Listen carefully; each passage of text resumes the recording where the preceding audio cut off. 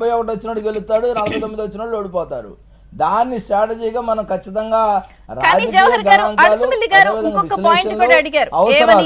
పొత్తు పెట్టుకోవాలి అనుకున్నప్పుడు కేంద్రంలో వాళ్ళు వస్తారు, సహాయ సహకారాలు ఉండద్దా, ఈ రీజన్ చెప్తే ఈసారి ఒప్పుకోరు, ఎందుకు ఏమిటి పెట్టుకుంటున్నాము, ఏం జరిగిందన్న దాని మీద కూడా వివరణ ఇవ్వాలి అని అడుసుమిల్ గారు అంటున్నారు. అంటే వారు ప్రజల తరఫున ఆయన ఒపీనియన్ చెప్తున్నారు.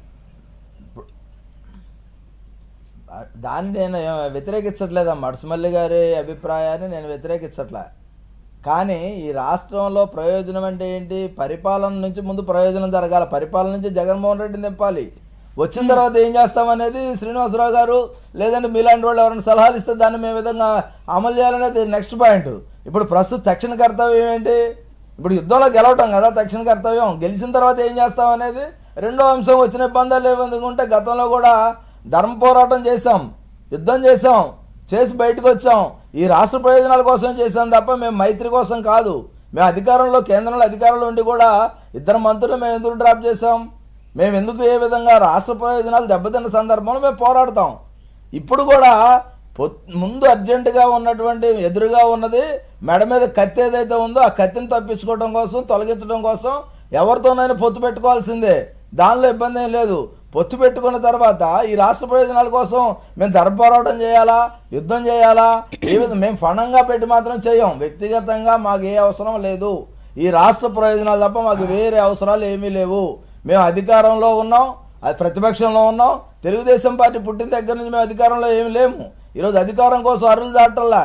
మా నాయకుడికి కూడా అధికారం కొత్త కాదు. అధికారం లేకపోయినా ఆయన గన్మెన్లు ఆయనకుంటారు, ఆయనకి స్పెషల్ గ్రూప్ ప్రొటెక్షన్ గ్రూప్ ఆయనకు ఉంటుంది.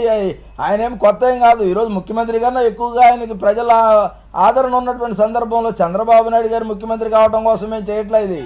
ఈ రాష్ట్ర ప్రయోజనాలు, దళితులు, బడుగులు, బలహీన వర్గాలకు సంబంధించినటువంటి రక్షణ గురించి కానీ, ఈ రాష్ట్రాన్ని ఉపాధి ఉద్యోగ అవకాశాల కల్పన కోసం కానీ మేము దేనికైనా సిద్ధంగా ఉన్నాం.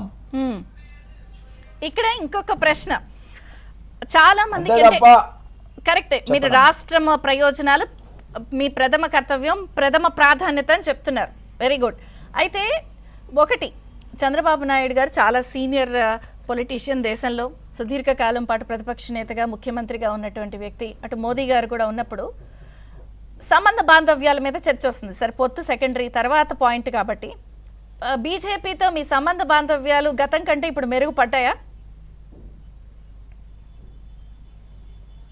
ఇప్పుడు బీజేపీతో మేము సమాన దూరంలో ఉన్నామని చంద్రబాబు నాయుడు గారు స్వయంగా ఎన్డీఏకి, ఇండియా కూటమికి దూరంగా ఉన్నామని చెప్పినటువంటి సందర్భం.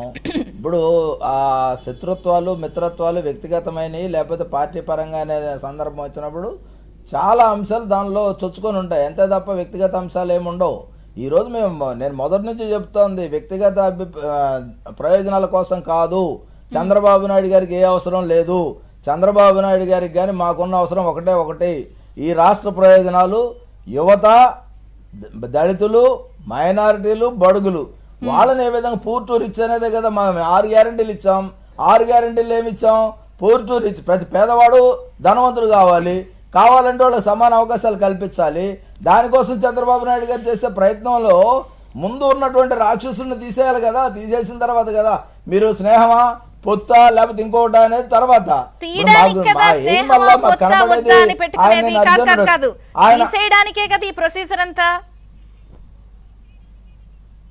అవునమ్మా, ఇప్పుడు మాకు కనపడేది కూడా ఆయన ఏదో అర్జునుడు అన్నాడు.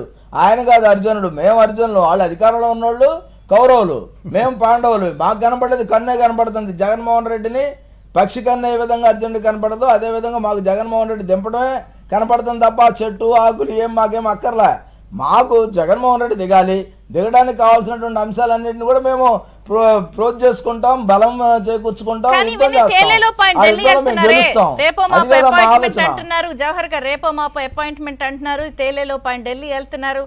మళ్ళీ అసలు రకరకాల చర్చలు, బీజేపీకి ఏదో ప్రపోజల్ అంట.